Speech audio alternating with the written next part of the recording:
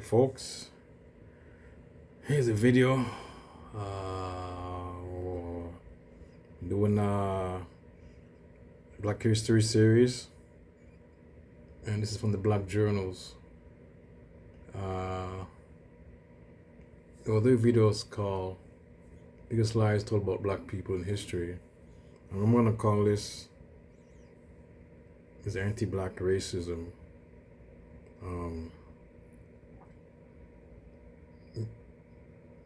Tropes or tropes that destroy Black Americans, particularly Black. You could say people, Black Americans. In this case, it's black. This is about Black Americans they're talking about. But you could say some of these tropes. You could apply this to other people, Black people too, in the world. I mean, you could think of that. You could apply this to like people in the Caribbean and in Africa. These racist tropes, but here this is one affects America. I know there's racism there too, but there's one about the intelligence. This one is about. It's gonna cover two tropes, racist tropes: intelligence and pain. And to inflict pain. That's a racist trope that Black people are less susceptible to pain. You can't feel pain. That's a racist trope there. Another one. It's gonna cover those two. He goes on to a couple more, like 5, I think. See, that's this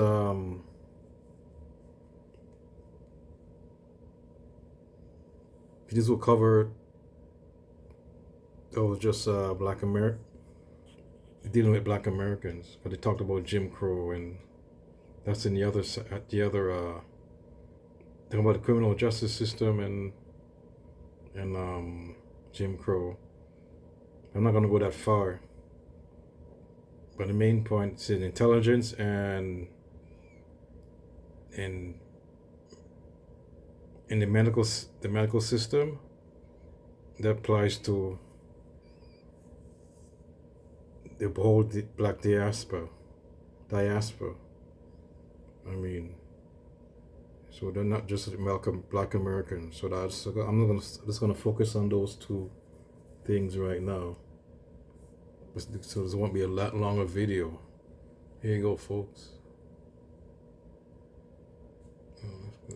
More understanding and respectful society. Join us as we unpack these myths and celebrate the rich, diverse reality of Black history and culture. Also, as a way of supporting the channel, hit the like button of the video, share, and subscribe to help the channel grow. Your support means a lot to us. Switch to Chrome to stay in sync across devices, so your tabs go everywhere you go. Number 1. Black people have inferior intelligence. The misconception of inferior intelligence based on race is deeply rooted in scientific racism, pseudoscience, and biased ideologies. This belief was propagated by various individuals and institutions over centuries, leading to widespread discrimination and prejudice against Black people. Early pseudoscientific theories in the 18th and 19th centuries sought to justify slavery through theories of racial hierarchy. One theory, polygenism, claimed that different races were separate species, with Black people considered less evolved and less intelligent. This is crazy, folks.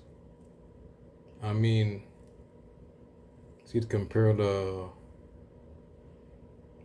Black people to animals. That's what they're doing. I mean, like, well, they were actually calling Black people subhuman. That's what they're doing. This is crazy. They're so mad. Like their racism is. Carl Linnaeus, a renowned Swedish botanist and zoologist, classified humans into different races in his work Systema Naturae, 1735, placing Africans at the bottom of the hierarchy, suggesting they were lazy and governed by caprice. In the 19th century, Samuel George Morton, an American physician and anthropologist, collected and measured human skulls, claiming differences in cranial capacity between. So I thought there's another guy I didn't mention, a German guy. I thought he created the races, like the theory of different races. But anyways. Races. He used this to argue that white people had larger brains and were more intelligent than black people, despite subsequent discrediting of his work. In 1994, The Bell Curve by Richard J. Herrnstein and Charles Murray reignited. I remember this back in the day. This was very controversial. I think this was discredited. The race and intelligence debate, suggesting genetic differences in intelligence between racial groups. You can tell these guys are racist. Oh my God. Amazing. This assertion faced extensive criticism for flawed methodology and bias. The legacy of slavery and segregation in the United States contributed to stereotypes about the intellectual inferiority of black people. Access to education was systematically denied, creating. Yep, this is all. See? Put the black people behind folks. And they kind of dumb down the whole educational system. I mean, they didn't really care anyways about black people, teaching, like educating black people, black kids. I mean, because of one theory,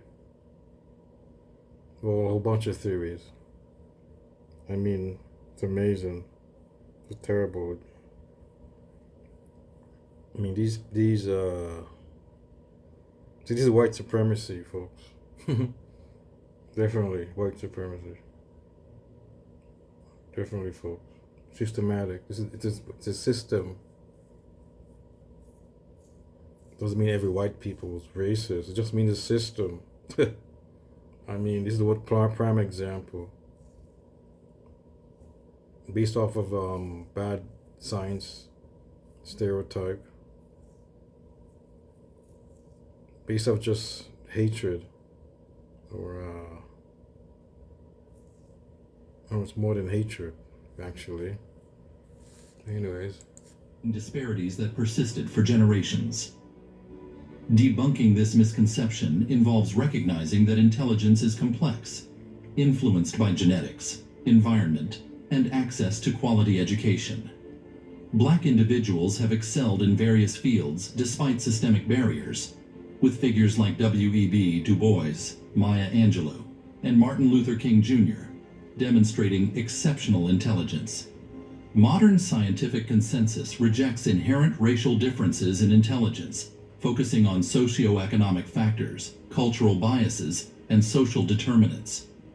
Acknowledging the historical context and the flawed nature of past claims about racial intelligence helps dismantle this harmful misconception and promotes a more equitable understanding of human intelligence. Number 2, black people do not feel pain. The idea that black people do not feel. Yeah, that's a big one, folks. This one is even more devastating, probably, folks, than the intelligence thing. More devastating, more harmful. Pain is a disturbing and unfounded belief that has its roots in a history of racism. Because more black women die in the States. I mean, who give birth.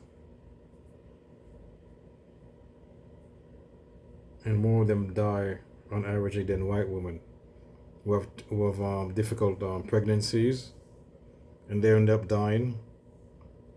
I mean, that's bared out, and I don't have to go into it. I think the more black women are more susceptible, more of them die than whites in other races, in difficult labor, like if they're in childbirth. I mean, and medical exploitation.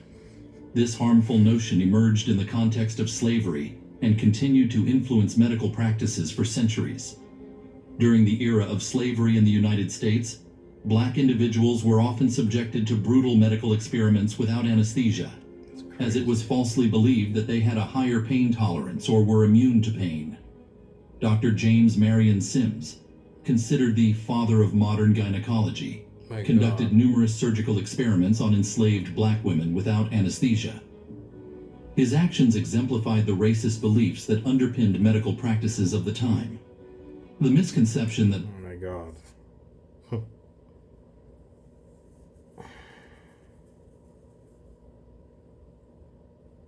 It's terrible, folks.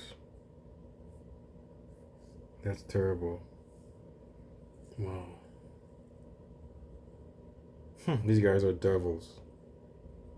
I mean, those guys who did that, doctors, whatever, the devils.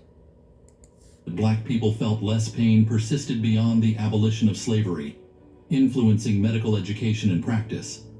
Medical textbooks and curricula perpetuated these stereotypes, leading to inadequate pain management for Black patients.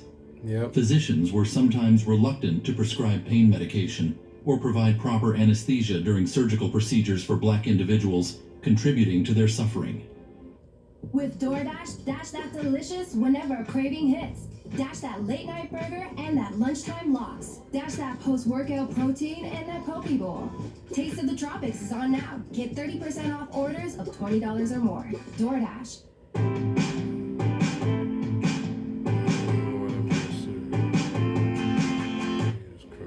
An infamous example of this misconception occurred in the case of Henrietta Lacks, an African-American woman whose cancer cells were harvested without her consent for medical research. Oh my God. Despite undergoing painful treatments, her pain was often dismissed or undertreated. Her story highlighted the systemic bias in medical care. Prominent medical institutions, including the American Medical Association, played a role in perpetuating these stereotypes by failing to address racial disparities in pain management and anesthesia administration.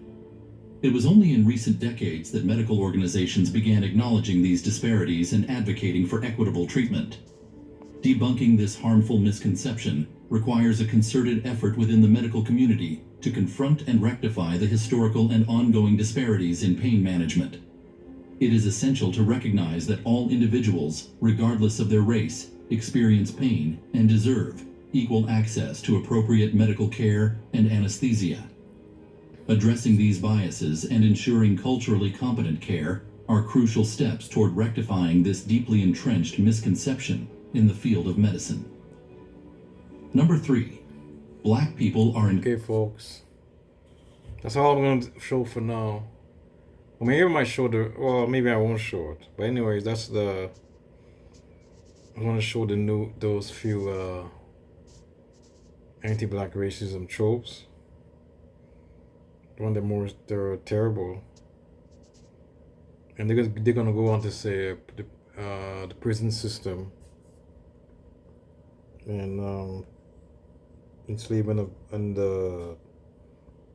why blacks are more imprisoned because of this racist trope that Black people are criminals. It's not true. I mean, anyways, I'm not gonna go into it, folks. But that's about it, folks. I'm gonna end this. Until the next one, folks.